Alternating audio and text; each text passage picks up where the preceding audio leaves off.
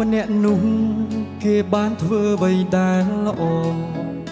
តើម្នាក់នោះគេល្អនៅត្រង់ណាខ្លះ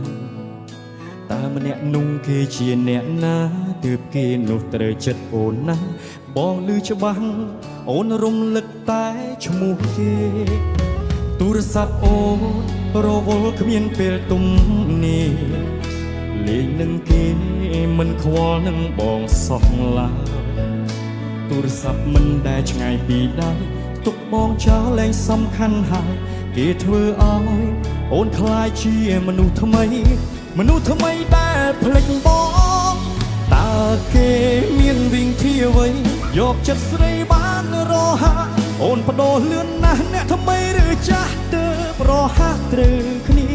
ឬបងគិតច្រើនម្នាក់ឯងមែនទេប្រាប់ផងពុំងារតែកាយវិង្ការអូនបដូរស្ទើរតែទាំងអស់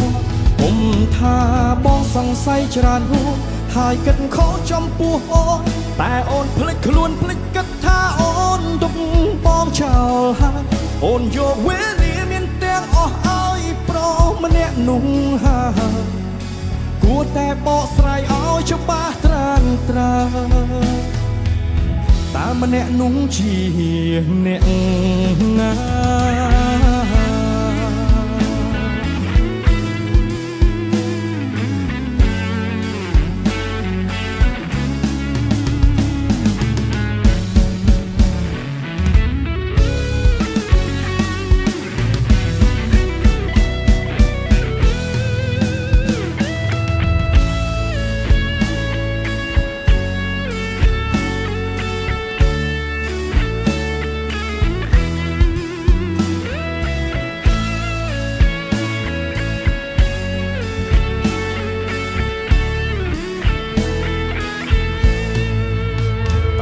ម្នាក់នោះ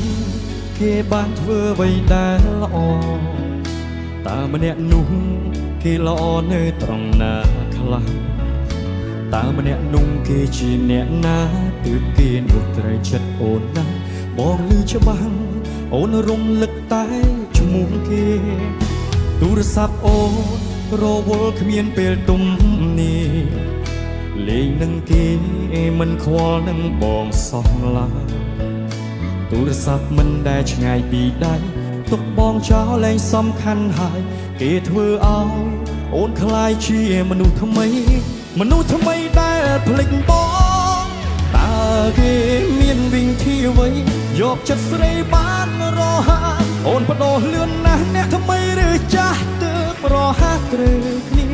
ឬបងគិតច្រើនម្នាក់ឯងមែនទេប្រាប់ផងពុំងារតែកាយវិង្ការអូនបដូរស្ទើរតែទាំងអស់ពុំថាបងសង្ស័យច្រើនហួសហើយគិតខុសចំពោះអូនតែអូនភ្លេចខ្លួនភ្លេចគិតថាអូនទុក